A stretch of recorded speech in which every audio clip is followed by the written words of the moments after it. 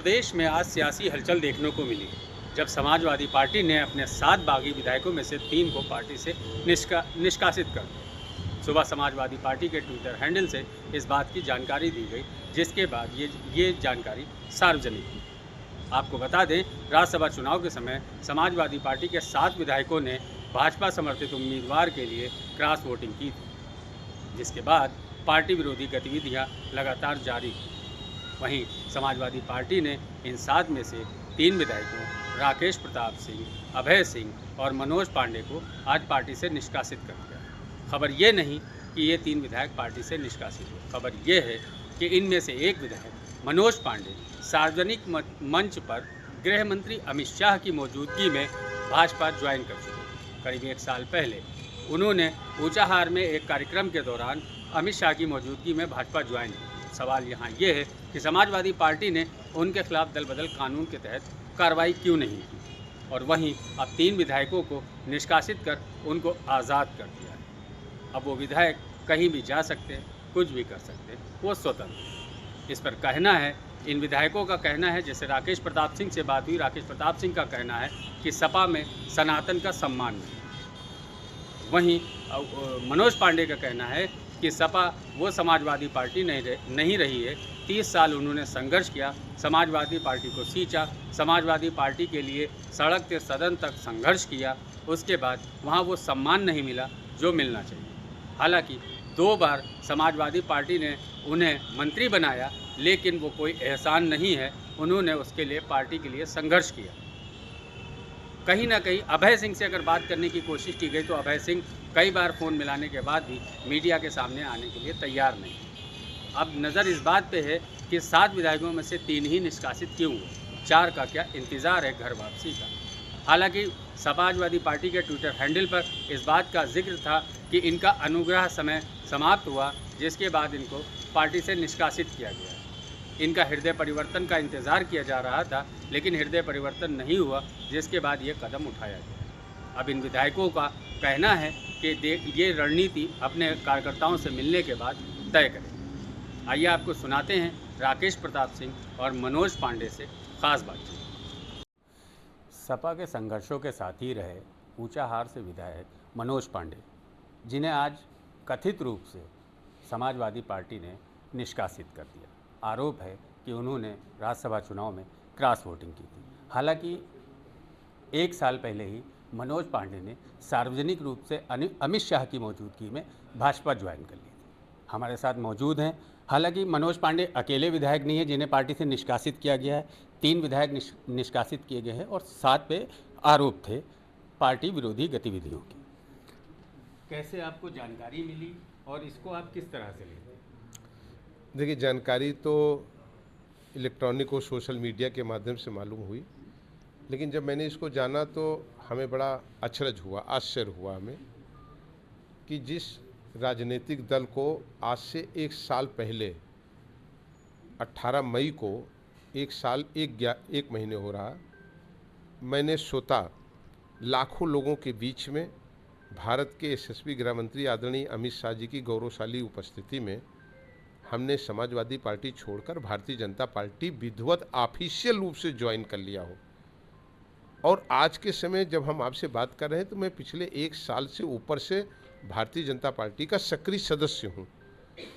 उस व्यक्ति को 1 साल बाद निष्कासन जैसी कोई खबर आए तो मैं समझता हूं कि उन लोगों के बुद्धि विवेक पर भी तरस आता है, उनकी सोच पर भी तरस आता है, लिखने वाले लोगों के ऊपर भी दया आती है कि जब मैं उस पार्टी का न 1 रुपये का मेंबर रह गया और मैं दूसरी पार्टी का एक कार्यकर्ता हूं, तो निकालने का क्या औचित्य है और ये अधिकार उनको कहां से मिल गया, नंबर 1। दूसरा, जो लोग ये लिखते हैं कि अंतरात्मा की आवाज़ पर, तो मैं ये कहना चाहता हूं कि हाँ, ठीक बात है, राज्यसभा में हमारा विवेक और हमारी अंतरात्मा ने जिसके लिए उचित समझा उसको वोट दिया, ये हमारा कॉन्स्टिट्यूशनल राइट था। न इसे क्रॉस वोट कहा जा सकता है, न किसी पार्टी के साथ धोखा किया जा सकता है। माननीय सर्वोच्च न्यायालय की संविधान पीठ ने इसके लिए सब विधायकों को स्वतंत्रता प्रदान किया है कि उसकी जहां इच्छा होगी वहां वोट देगा और कोई पार्टी इसके लिए विवश नहीं कर सकती। जहां तक मैंने भारतीय जनता पार्टी ज्वाइन किया है, ये कड़वी सच्चाई है। एक लंबा समय हमने समाजवादी पार्टी में पूरी हमारी निष्ठा का, संघर्ष का और मेहनत का हमारा इतिहास रहा है। ठीक है, सरकार ने 2 बार मंत्री बनाया, ठीक है, चीफ व्हिप बनाया, हमें मुख्य सचेतक बनाया, ठीक बात है। लेकिन 30 साल के हमारे भी पार्टी में त्याग है, हमारे भी संघर्ष है। पार्टी को यहाँ तक खड़ी करने में मनोज पांडे का भी योगदान है। 2012 में सरकार बनवाने में 1 साल तक मनोज पांडे अपने घर नहीं वापस आए हैं। उत्तर प्रदेश का कोई गांव कस्बा नहीं बचा होगा, कोई टाउन एरिया नहीं बचा होगा जहां मनोज पांडे ने अपने लोगों के बीच में जाकर के अपील न करने का काम किया हो, लोगों को जोड़ने का न काम किया हो। तो ठीक है, हमने पार्टी के लिए काम किया, पार्टी ने हमें कुछ देने का काम किया, तो उसमें कोई हमारे ऊपर किसी ने कोई एहसान नहीं किया। और रही बात अंतरात्मा की, तो अंतरात्मा तो उसी की जगेगी जिसकी जिंदा रहेगी। जिसकी अंतरात्मा जगी ही नहीं है, सो रही है, उसको क्या जगाने की बात करे हो। हमारी अंतरात्मा पहले भी जगी थी, आज भी जगी है, आगे भी जगी रहेगी। आपने एक पार्टी के लिए 30 साल दिए, अचानक ऐसा क्या हुआ राज्यसभा चुनाव में कि आप उससे ऊब गए?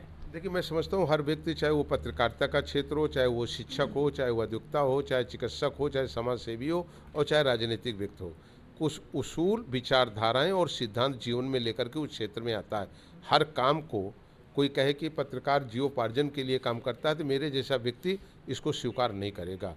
पत्रकारिता एक उसके जीवन की, उसकी एक सोच है कि वो निष्पक्ष दिखा सके और आम आदमियों का भला कर सके और उनकी समस्याओं को ऊपर ला सके। वो उसके केवल जीवोपार्जन का नहीं, उसी तरह मनोज पांडे के लिए पद, प्रतिष्ठा और पद वो हमारे जीवोपार्जन का साधन नहीं है, हमारे ऐशो आराम का साधन नहीं।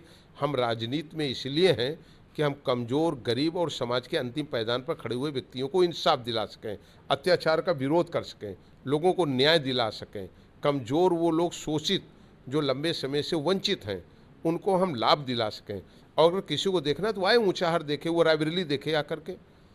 झलकारी बाई जी की, वीरांगना झलकारी बाई जी की मूर्ति लगाने का अवसर हमें सौभाग्य मिला। सरदार पटेल भाई की मूर्ति लगाने के लिए हमें गोली खानी पड़ी शरीर में। हमें आचार्य महावीर प्रसाद द्विवेदी हों, मलिक मोहम्मद जायसी हों, बीरा पासी हों, माहे पासी हों, इन सब लोगों की स्मृतियों को जागृत और जिंदा और जीवंत करने का हमें सौभाग्य मिला है। और आकर के देखें लोग कि ऊंचाहार और रायबरेली की जनता मनोज पांडे से किस तरीके से प्यार करती है। कोई एक जाति से थोड़ी जीत करके आते हैं।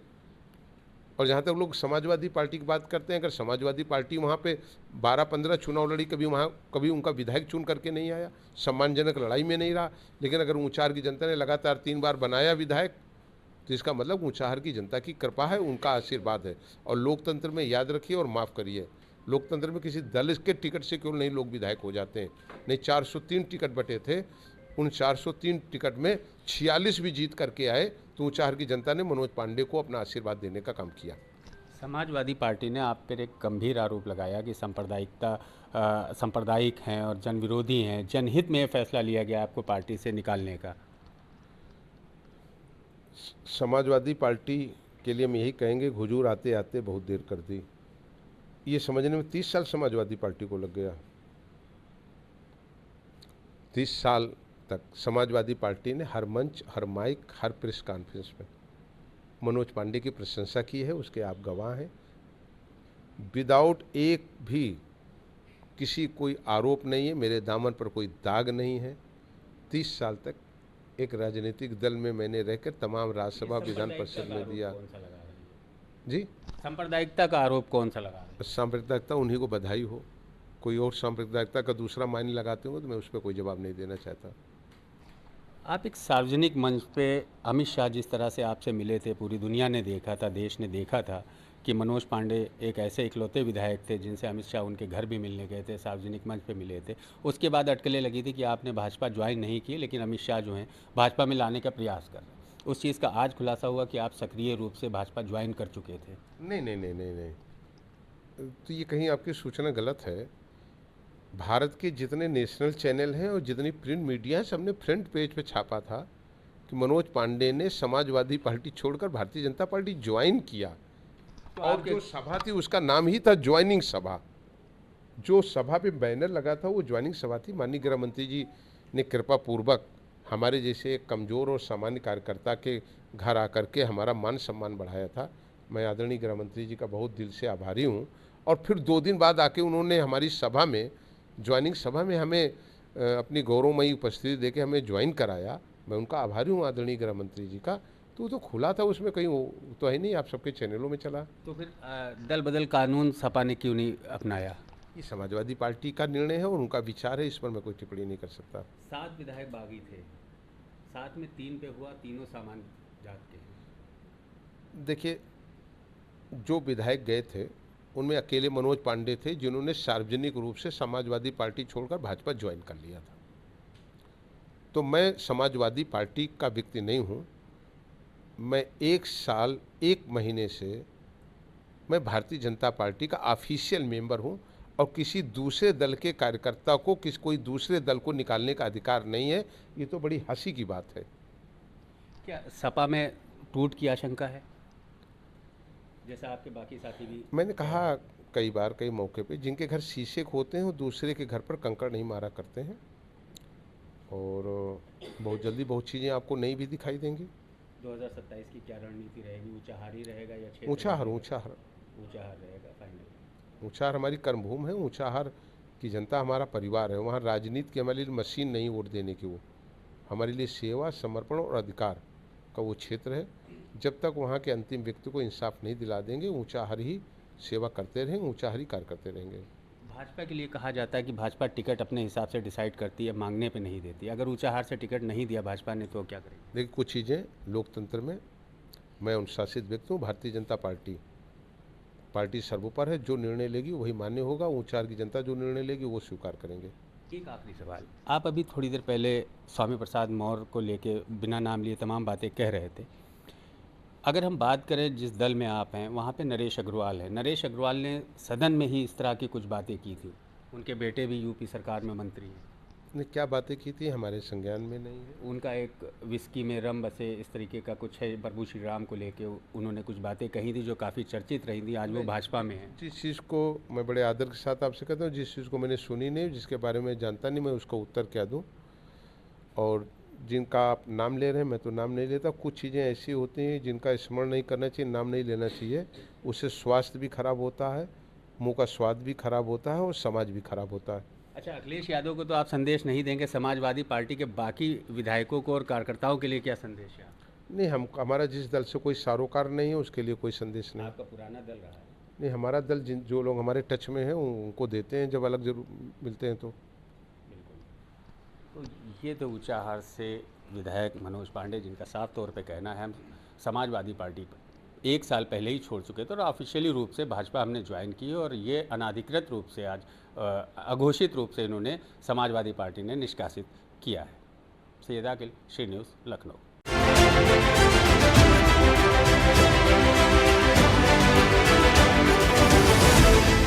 समाजवादी पार्टी ने आज सुबह अपने 7 में से 3 विधायकों को पार्टी से निष्कासित कर दिया। ट्वीट कर ये जानकारी दी। हमारे साथ मौजूद हैं राकेश प्रताप सिंह, अमेठी के गौरीगंज से विधायक थे और जो समाजवादी पार्टी से विधायक थे, और राज्यसभा में क्रॉस वोटिंग के चलते उनको बगावत माना गया था कि सपा के बागी, और आज उनको निष्कासित कर दिया गया। आपको ये जानकारी ट्वीट के माध्यम से मिली या पार्टी के माध्यम से? ये ट्वीट के माध्यम से हमको ये जानकारी मिली कि पार्टी से निकाला गया है। तो स्वागत करता हूँ उस निर्णय का और बधाई देता हूँ उनको कि उन्होंने सही निर्णय लेने में इतना विलंब किया और जल्दी करना चाहिए था इसको। बाकी ठीक है, उनका अपना दल है, उस दल के वो मालिक हैं, तो वो कोई भी निर्णय ले सकते हैं। लेकिन इतना ज़रूर कहूँगा कि सच बोलने वाले और लोग हैं पार्टी में जो बोल रहे हैं, और उन पे भी उनको कार्रवाई करनी पड़ेगी। आप पे एक आरोप लगाया कि आप सांप्रदायिकता को बढ़ावा दे रहे हैं, पीटीए विरोधी हैं।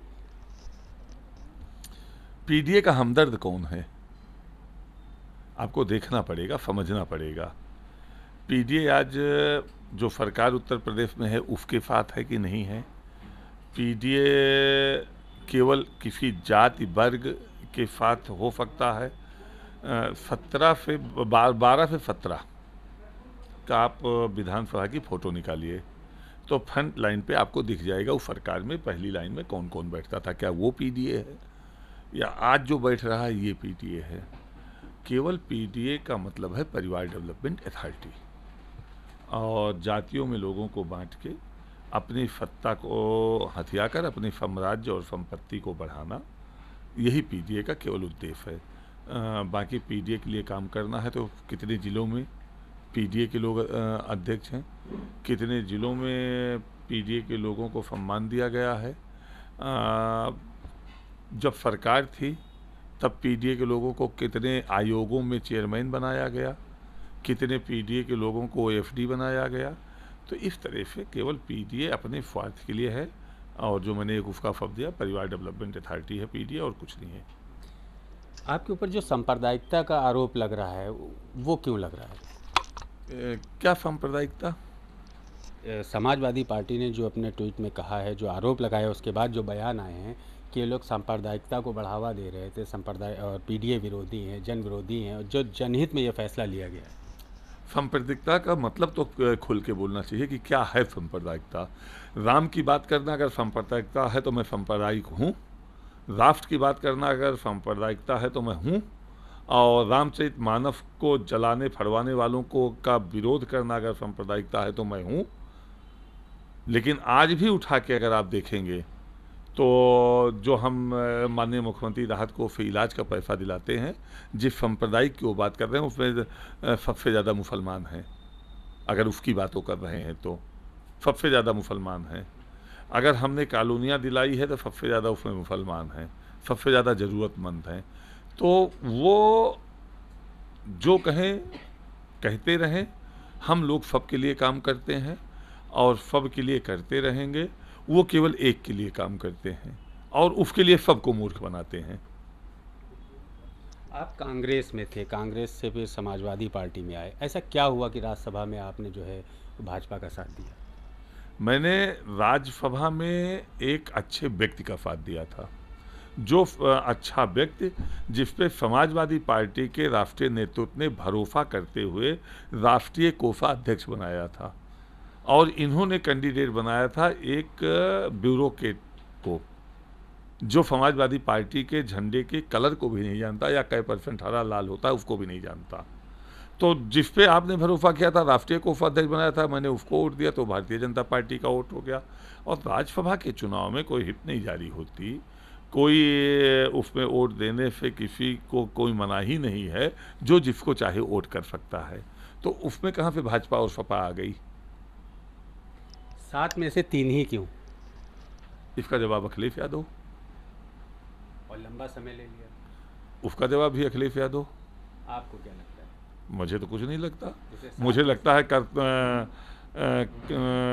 क्या कहें इस पे, कुछ मुझे कुछ नहीं लगता। मुझे लगता है कि सही निर्णय लेने में हमेशा विलम्ब करते हैं लोग। 7 में से 3 निष्कासित कर दिए और बाकी 4 पे मेहरबानी अभी इसका है। जवाब उनसे पूछिए ना जाके। और एक और उन्होंने एक बात कही है कि अनुग्रह समय समाप्त हो गया। अनुग्रह समय का मतलब क्या हुआ इसका? दया पे जीने वाले लोग हमेशा इसी तरह की बात करते हैं। सेवा करके राजनीति में ना आने वाले लोग इसी तरह की बात करते हैं।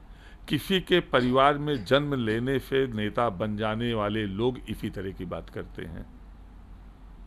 अब आप लोगों पे दल बदल कानून लागू नहीं होता है, अब आप आगे क्या करेंगे? राज्यसभा में वोट देने से भी दल बदल कानून नहीं लागू होता है, ये आपको समझना पड़ेगा। तो आज और कल में क्या अंतर हो गया? जैसे उन्होंने पार्टी से निष्कासित कर दिया, पार्टी के साथ में उसी दिन से नहीं था जिस दिन से उन्होंने राम मंदिर में जाकर प्रभु राम के दर्शन करने पर प्रतिबंध लगाया था।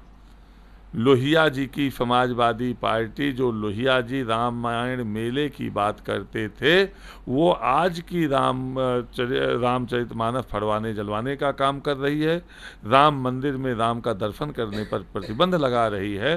तो केवल लोहिया जी का नाम बचा है, लोहिया जी की समाजवादी पार्टी नहीं बची है। ठीक है। तो एक आखिरी सवाल हम लेंगे, जैसे यूपी में योगी आदित्यनाथ की सरकार है, बुलडोज़र एक्शन बहुत ज़्यादा हो रहा है और बुलडोज़र एक्शन का विपक्ष लगातार विरोध कर रहा है, आप उसको कैसे देखते हैं? जगह जगह बस्तियां तोड़ी जा रही, जगह जगह चीज़ें उजाड़ी जा रही हैं।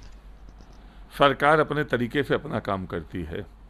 सरकारी ज़मीनों पर अगर कोई अवैध कब्जा किया है तो सरकार उसको खाली करवाएगी, वो सरकार का अधिकार है। और मुझे नहीं लगता, मैं भी एक विधानसभा का प्रतिनिधित्व करता हूं, कि किसी गरीब कमज़ोर मजदूर जो जिसकी आवश्यकता उस ज़मीन पर बने रहना है उसको बेदखल किया गया है। बेदखल उसी को किया जा रहा है जो जिनका अपना मकान तो है लेकिन व्यापार के लिए कहीं ज़मीनों पर सरकारी कब्जा करके मॉल खड़ी किए हैं, दुकान बना के रखे हैं या उसको किराए पर देकर रखे हैं। ऐसे लोगों को बेदखल किया जा रहा है, ये होना भी चाहिए। समाजवादी पार्टी में क्या फूट पड़ने की आशंका है? मुझे लगता है कि समाजवादी पार्टी में बहुत से ऐसे लोग हैं जो वहाँ घुटन महसूस कर रहे हैं और जो कोई रास्ता मिलने पर वहाँ से टाटा बाय करके निकल लेंगे। 2027 में आपकी रणनीति क्या है? 2027 का जजमेंट मैं अभी नहीं ले सकता हूँ। जनता की सेवा करते रहना है। कल किसी ने नहीं देखा है। तो ये थे राकेश प्रताप सिंह हमारे साथ गौरीगंज से विधायक थे, जिन्हें आज सुबह ही समाजवादी पार्टी ने निष्कासित किया है पार्टी विरोधी गतिविधियों का आरोप लगाकर, और जिस तरीके से क्रॉस वोटिंग की थी बागी तेवरों के चलते। सैयद आकिल, श्री न्यूज़, लखनऊ।